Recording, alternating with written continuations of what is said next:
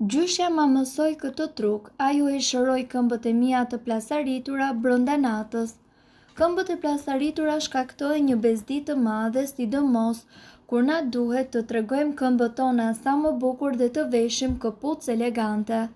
Ne këtu do t'ju tregojmë disa truke për t'i eliminuar ato në mënyrë natyrale dhe kështu këmbët tuaja do të duken të bukura përsëri. Trajtimi me ujë të ngrohtë.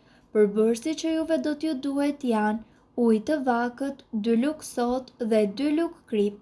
Në një legen, shtoni ujin e vakët, shtoni më pas sodën së bashku me kripën.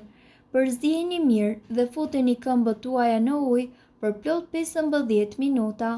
Pas 15 minuta shithani këmbët dhe fshihini ato butësisht me një peshqir për të hequr më pas shtresën e lëkurës së vdekur. Provojeni dhe do befasoni me rezultatin.